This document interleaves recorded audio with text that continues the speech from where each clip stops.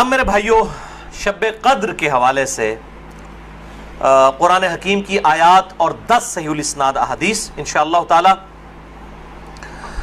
میرے بھائیوں، قرآن حکیم میں کم از کم 3 مقامات پر اس رات کا ذکر موجود ہے جس رات کے اندر اللہ تعالیٰ نے قرآن پاک کو نازل فرمایا۔ وہی رات جو ہے وہ شب قدر بھی ہے، قدر والی رات، لیلۃ القدر۔ وہی برات، چھٹکارے والی رات ہے۔ قدر تقدیر کے معنوں میں بھی لے سکتے ہیں، فیصلے کی رات، اور وہی رات لیلہ مبارکہ بھی ہے۔ اس حوالے سے یہ 3 آیات 3 مقامات سے سن لیجئے، اس کے بعد انشاءاللہ 10 صحیح الاسناد احادیث۔ پہلا ریفرنس سورہ الدخان، سورت نمبر 44، جس کی نسبت سے یہ مسئلہ نمبر 44 ہے۔ یہ میں نے اس وقت اسی کی نسبت سے رکھا تھا، شب برات والا۔ آیت نمبر 1 سے 6 تک۔ اعوذ باللہ من الشیطان الرجیم، بسم اللہ الرحمن الرحیم۔ حامیم والکتاب المبین انا انزلناہ فی لیلۃ مبارکۃ انا کنا منذرین فیہا یفرق کل امر حکیم امرا من عندنا انا کنا مرسلین رحمتا من ربک انہ هو السمیع العلیم۔ حامیم حروف مقطعات ہیں۔ اس روشن کتاب کی قسم، لوح محفوظ بھی ہو سکتی ہے، قرآن حکیم بھی۔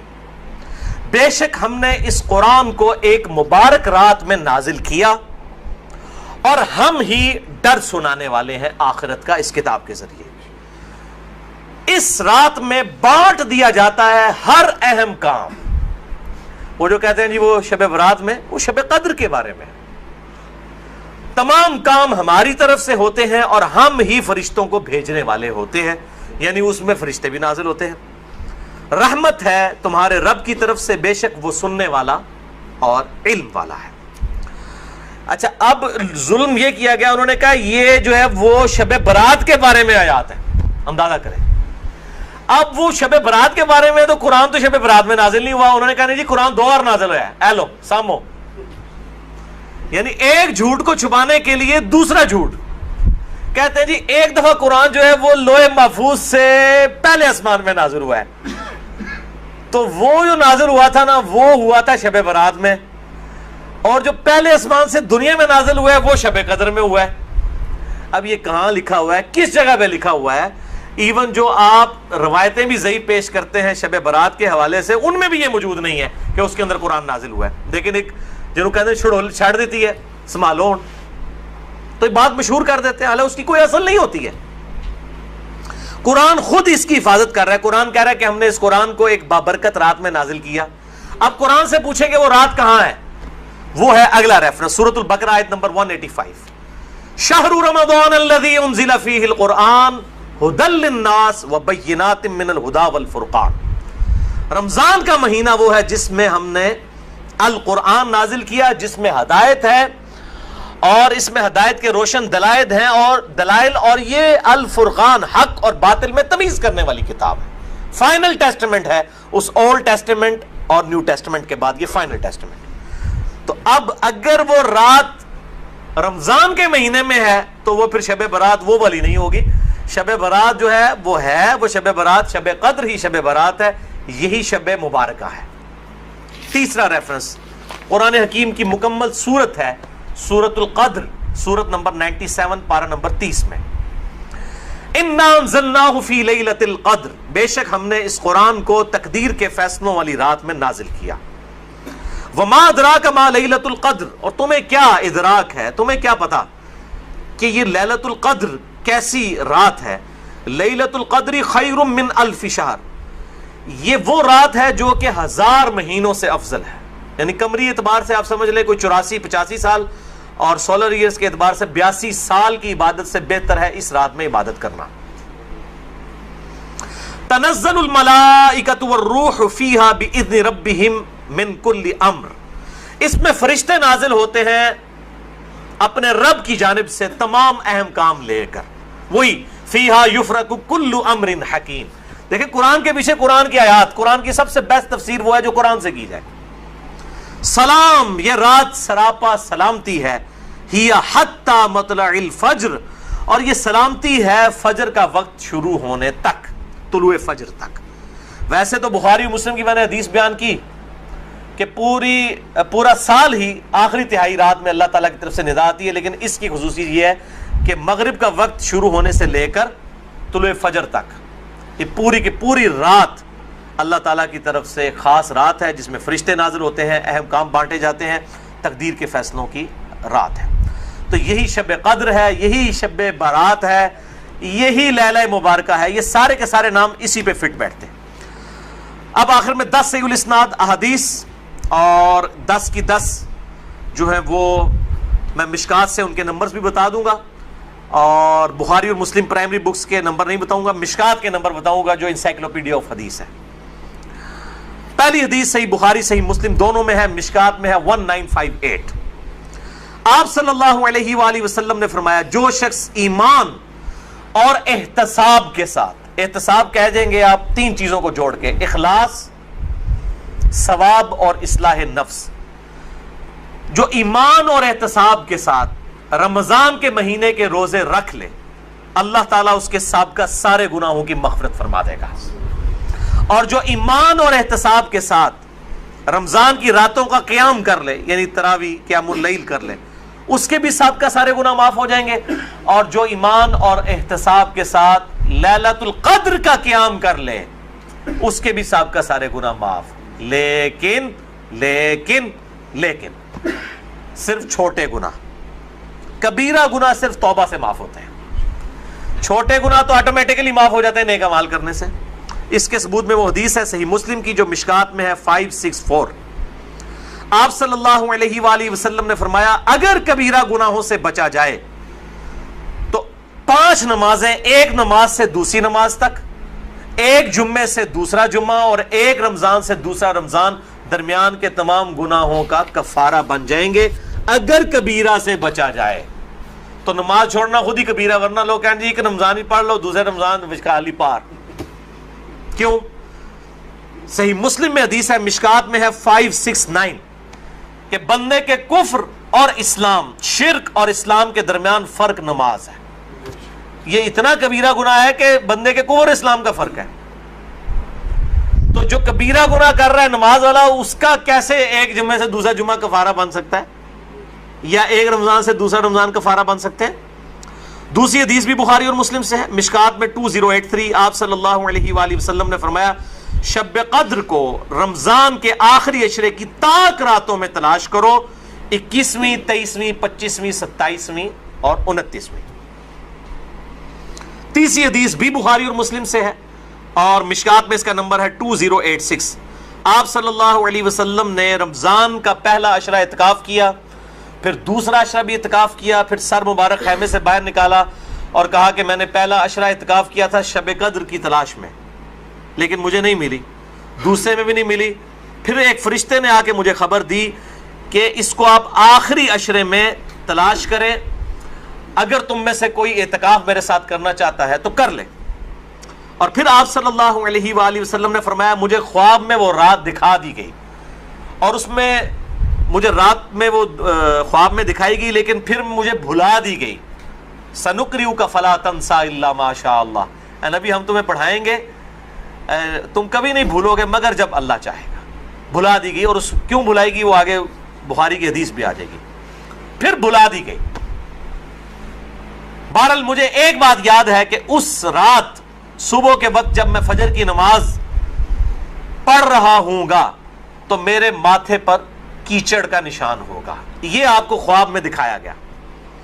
اور اسی حدیث میں الفاظ ہیں کہ 21ویں رات جب آئی، یعنی 20ویں اور 21ویں روزے کی درمیانی رات، اس میں جب آپ نے 21ویں روزے کی جب فجر پڑھی تو اس رات کافی بارش ہوئی، مسجد نبوی کی چھت ٹپکنے لگی، اور ظاہر ہے کہ قالین وغیرہ تو نہیں ہوتے تھے، مٹی پہ ہی نماز پڑھی جاتی تھی، یہی افضل ہے۔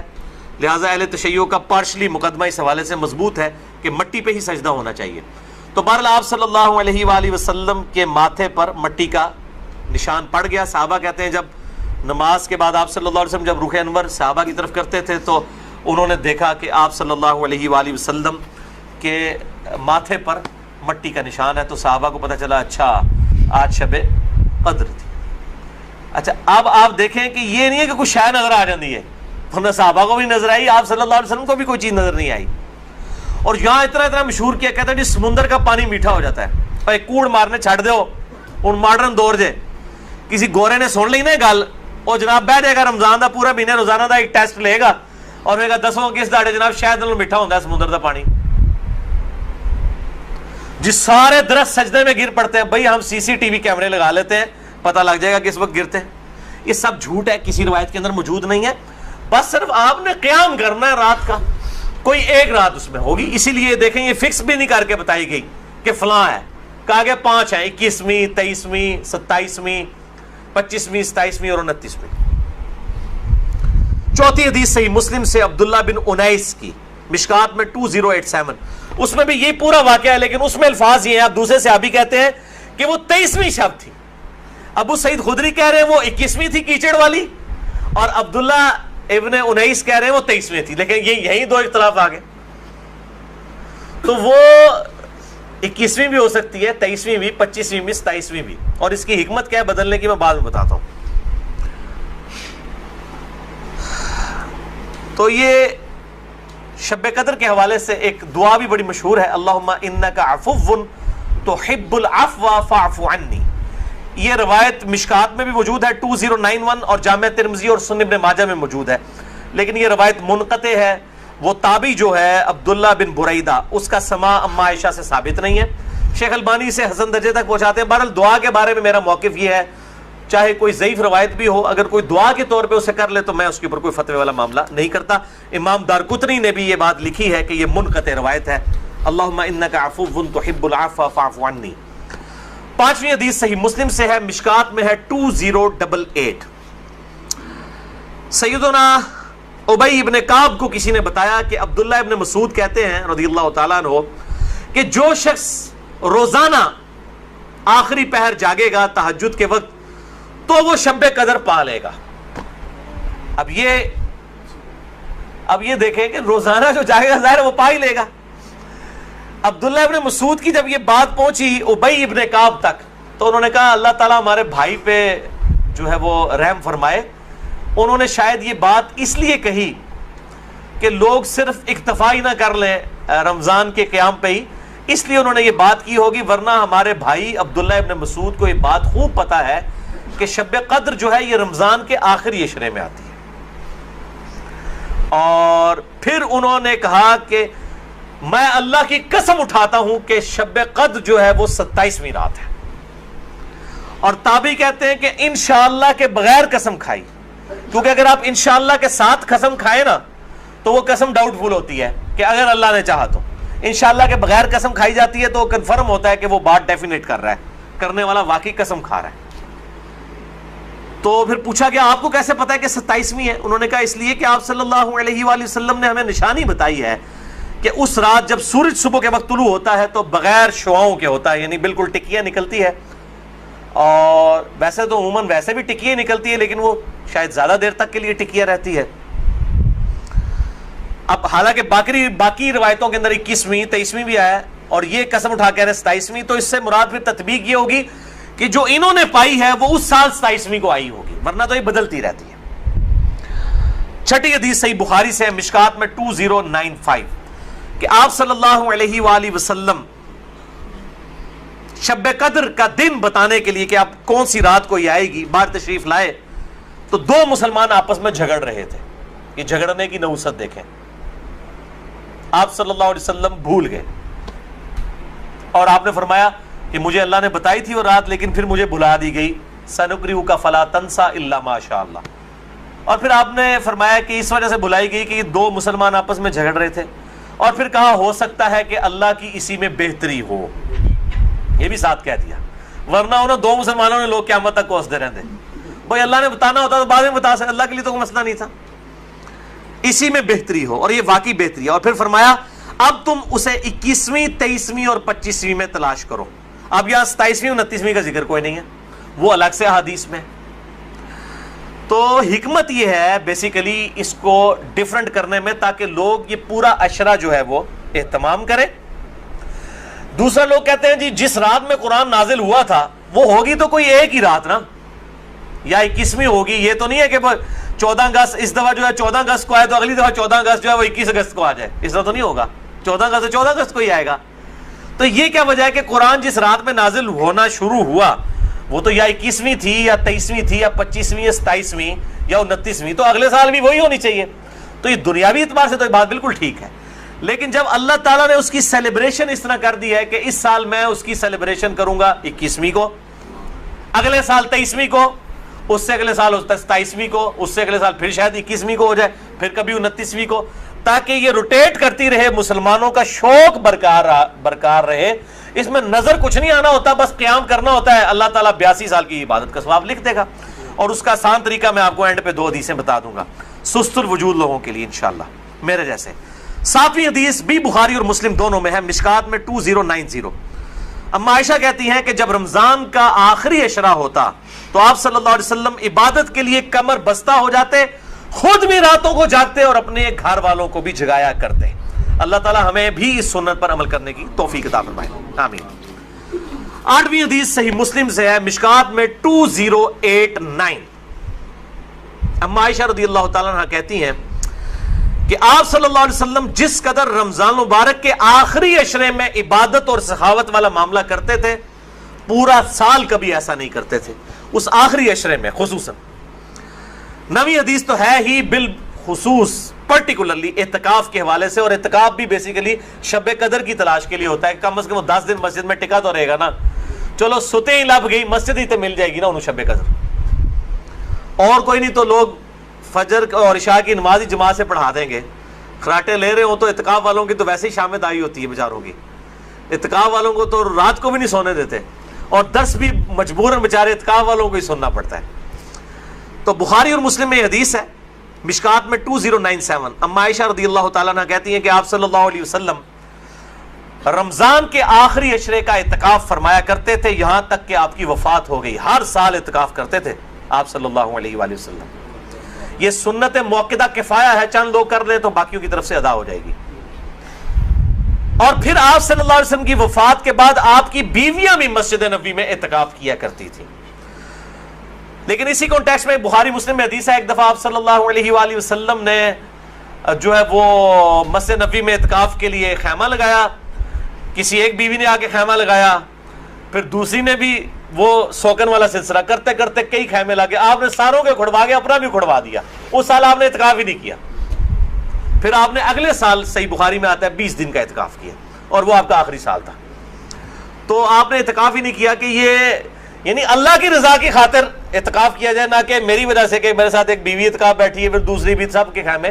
اس سے یہ بات پتہ چلی کہ مسجد نبوی میں اعتکاف عورتیں کیا کرتی تھی, اور مسجد میں اعتکاف آج بھی مسجد نبوی میں اور بیت اللہ شریف میں اعتکاف ہوتا ہے. بل اس حوالے سے میرا موقف تھوڑا اب لینیٹ ہو چکا ہے. اب جو پرفتن دور ہے جس کے اندر یہ موبائل کیمرے اور ویڈیوز اور سیکیورٹی تقریباً ختم ہو چکی ہے مسجدوں کی, اس صورتحال میں اگر عورتیں گھروں میں اعتکاف کر لیں تو اجتہاداً اس میں بھی کوئی حرج نہیں ہے, کیونکہ مسجدیں جو ہے آج کل عورتوں کے اعتکاف کے اعتبار سے خطرے سے خالی نہیں ہے. جیسا کہ یہ موبائل فون ہے, اور لوگوں کی اگلے دن بھی اخبار میں خبر آئی تھی, وہ تصویر کسی کی چڑھا دی, اس طریقے سے اس عورت نے خودکشی کر لی. اس قسم کے واقعات ہوتے ہیں. لہٰذا اس میں میرا خیال ہے اہل حدیث جو سختی کرتے ہیں وہ نہیں کرنی چاہیے. حنفیوں کا موقف مجھے مضبوط لگتا ہے, خصوصاً اس دور کے اعتبار سے. میں حرام نہیں کہہ رہا, مسجد میں بیٹھنا بہتر ہے, مسجد نبوی شریف میں جہاں پہ سیکیورٹی ہے بیٹھیں, لیکن ہمارے ملک کے اندر میں نہیں سمجھتا کہ سوائے چند ایک جگہوں کے اس طرح کی سیکیورٹی اویلیبل ہو. جہاں پہ ہو ضرور کریں. لیکن عورت نفلی روزہ اور اعتکاف اپنے خاوند کی مرضی کے بغیر نہیں کر سکتی, ذرا یہ ذہن میں رکھیے گا. 10ویں حدیث جامعہ ترمذی میں ہے, سنن ابی داؤد میں ہے, سنن ابن ماجہ میں, مشکات میں 2102. انس ابن مالک کا بیان ہے کہ آپ صلی اللہ علیہ وسلم رمضان کے آخری 10 دن میں اعتکاف فرمایا کرتے تھے, لیکن ایک سال نہ کر سکے تو اگلے سال 20 دن کا اعتکاف فرمایا. وہ ایک سال وہ بیویوں کی وجہ سے ہی نہیں کیا. اور صحیح بخاری میں 2099 نمبر حدیث ہے کہ جس سال آپ کی وفات ہوئی یہ 20 دن والا اعتکاف آپ صلی اللہ علیہ وآلہ وسلم نے اس سال کیا تھا جس سال آپ کی وفات ہوئی. اور اس بخاری کی حدیث میں الفاظ ہیں کہ اس سال پھر جبرائیل علیہ السلام کے ساتھ 2 دفعہ دورہ قرآن کیا. اور بخاری مسلم میں آتا ہے نا جو سیدہ فاطمہ کے کان میں ایک بات کہی تھی کہ اس سال میرے ساتھ 2 دفعہ دورہ کیا جبریل نے، مجھے لگتا ہے کہ میری موت کا وقت قریب آ چکا ہے، تو وہ رو پڑی، اور پھر ایک اور بات کہی کہ تم جنتی عورتوں کی سردار ہو، تو وہ مسکرا پڑی۔ تو آپ صلی اللہ علیہ وآلہ وسلم کے ساتھ اس آخری اعتکاف میں 2 دفعہ دورہ قرآن حضرت جبرائیل نے کیا، الحمدللہ۔ یہ تلک عشرۃ کاملہ 10 پوری ہوئیں۔ اب آخری 2 حدیثیں شارٹ کٹ گفٹ کے طور پر شب قدر کا آسان قیام پانے کے لیے۔ پہلی حدیث صحیح مسلم سے ہے 1491 اور مشکات میں بھی ہے 630۔ سیدنا عثمان ابن عفان رضی اللہ تعالیٰ عنہ علیہ السلام کہتے ہیں کہ نبی صلی اللہ علیہ وآلہ وسلم نے فرمایا، جس شخص نے عشاء کی نماز جماعت سے پڑھ لی گویا اس نے آدھی رات کا قیام کیا، اور پھر جس نے فجر کی نماز بھی جماعت سے پڑھ لی گویا اس نے پوری رات کا قیام کیا۔ اللہ اکبر کبیرہ والحمدللہ کثیرہ وسبحان اللہ بکرۃ واصیلہ۔ اور یار ایسے کر سکتے ہیں نا کہ رمضان کے آخری عشرے میں پورے عشرہ کر لو تو جفت آگدہ بھی رولا بن جاتا ہے تے چاند دی وجہ نہ، پورا رمضان ہی اہتمام کریں، پورا سال ہی اہتمام کریں، فجر اور عشاء جماعت کے ساتھ، اور کوئی رکعت فوت نہ ہو۔ اگر ایک رکعت بھی فوت ہوگی تو وہ پاکستانی انڈیا بنگلہ دیش والی جماعت ہے، اللہ کے حضور وہ جماعت نہیں لکھی جاتی۔ جماعت اسی صورت میں ہے کہ آپ کی 4 کی 4 رکعتیں امام کے ساتھ ہو، سلام امام کے ساتھ آپ پھیریں گے، تو یعنی امام کے رکوع میں جانے سے پہلے آپ قیام کی حالت میں اس کے ساتھ مل جائیں سورہ فاتحہ پڑھ کے، تو آپ کو وہ 4 رکعتیں ملیں گی، اور فجر کی 2 رکعتیں اس صورت میں۔ تو عشاء کی نماز آدھا قیام اور فجر کی بھی، اور رمضان میں تو ویسے ہی اٹھنا ہوتا ہے، بڑا آسان ہے الحمدللہ۔ دوسری حدیث جامعہ ترمذی میں ہے 806، سنن ابن ماجہ میں 1327، ترمذی میں 806۔ یہ واحد حدیث ہے آج کے پورے لیکچر میں جو مشکات میں موجود نہیں ہے، میں نے ترمذی اور ابن ماجہ کا نمبر بتا دیا۔ ابو ذر غفاری رضی اللہ تعالیٰ عنہ کہتے ہیں کہ نبی صلی اللہ علیہ وسلم نے فرمایا، جو شخص امام کے ساتھ قیام اللیل کر لے رمضان میں یہاں تک کہ امام سلام پھیر کر فارغ ہو جائے، یعنی تراویح پڑھانے کے بعد، تو اسے پوری رات کے قیام کا ثواب ملے گا۔ اگر کوئی اکیلا تراویح پڑھتا ہے اس کے لیے فضیلت نہیں ہے، یہ جو امام کے ساتھ تراویح پڑھ لینا عشاء کے ساتھ ہی، اس کو پوری رات کے قیام کا ثواب ملے گا۔ اچھا، یہ جماعت کی جہاں پہ باتیں ہو رہی ہیں یہاں پہ عورتوں کو استثناء حاصل ہے، عورتوں کے لیے واجب نہیں ہے کہ مسجد میں جائیں، چلی جائیں، اگر کر سکتی ہیں تمام ضرور کریں، ان کو گھر میں بھی اللہ تعالیٰ انشاءاللہ تعالیٰ اس حوالے سے ثواب عطا فرما دے گا۔ خصوصاً عورتیں پوچھ رہتی ہیں جی ہم کہاں سے یہ جماعت، ہم یہ آسان طریقہ، تو عورتوں کے لیے پھر اس حوالے سے آسانی ہوگی انشاءاللہ تعالیٰ۔ تو قیام اللیل اور تراویح کے حوالے سے مسئلہ نمبر میرا 20 ہے، وطر کے حوالے سے مسئلہ نمبر 130 ہے، اور آج انشاءاللہ یہ نیو 44 شب قدر شب برات کے حوالے سے ریکارڈڈ ہو گیا اللہ کے فضل سے۔ رمضان کا آلریڈی 53 ہے، لیکن میں انشاءاللہ اگلے 2 ہفتوں میں اسے 2 نشستوں میں ریوائز کر کے ریکارڈ کروا رہا ہوں انشاءاللہ ڈیٹیل کے ساتھ، 53A اور 53B مسئلہ کے عنوان سے انشاءاللہ تعالی۔ اور ان طاق راتوں میں صلاۃ التسبیح کا بھی اہتمام کریں۔ ڈیٹیل کے لیے مسئلہ نمبر ہے 91 میرا صلاۃ التسبیح کے اوپر، اب وہ آپ ضرور دیکھیں، کیونکہ صلاۃ التسبیح بہت بڑی عبادت ہے، تو قیام کرنا ہی ہے۔ اعتکاف والے لوگ ویسے ہی گپے مارتے رہیں اور جناب وہ فیس بک پہ بیٹھے رہیں، اس سے بہتر ہے کہ کم از کم ہر طاق رات میں صلاۃ التسبیح کا اہتمام کریں، جماعت کے ساتھ نہیں، انڈیویجول لیول کے اوپر۔ نفلی نماز جو ہے وہ جماعت کے ساتھ، اگر بغیر دعوت کے کبھی کبھار ہو جائے وہ الگ بات ہے، وہ ثابت ہے، بخاری مسلم سے ثابت ہے، لیکن یہ جس طریقے سے اشتہار بازی کی ہوتی ہے کہ فلاں مسجد میں صلاۃ التسبیح کی جماعت اتنے بجے ادا کی جائے گی، یہ چیز ٹھیک نہیں ہے۔ اگر بغیر اعلانیہ ہو، اعتکاف والے بیٹھے ہیں، اچانک ایک بندہ آگے ہوتا ہے، پیچھے لوگ نیت کر لیتے ہیں، اس کا جواز بخاری مسلم سے موجود ہے۔ میں نے اس کے اوپر جو ہے وہ اپنی جو کوسچن آنسر سیشن تھے، مسئلہ نمبر 110 ABCDEFGH، اس کے اندر میں نے یہ بیان بھی کیا ہے الحمدللہ۔ اللہ تعالیٰ سے دعا ہے جو حق بات میں نے کہی اللہ تعالیٰ ہمارے دلوں میں راسخ فرمائے، اگر جذبات میں میرے منہ سے کوئی غلط بات نکل گئی تو اللہ تعالیٰ ہمارے دلوں سے معاف کر دے، ہمیں کتاب و سنت کی تعلیمات پر عمل کر کے دوسرے بھائیوں تک پہنچانے کی توفیق عطا فرمائے۔ سبحانک اللہم و بحمدک، اشہد ان لا الہ الا انت، استغفرک و اتوب الیک، وما علینا الا البلاغ المبین۔